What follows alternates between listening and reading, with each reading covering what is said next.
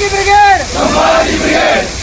जय की brigade, Sambhaji brigade, जय की brigade, Sambhaji brigade, बहुजन प्रतिपालक छत्रपती शिवाजी महाराज की जय, छत्रपती संभाजी महाराज की जय, जय जिजाऊ, जय शिवराय, तुमचे आमचे नाते काय, जय जिजाऊ, जय शिवराय.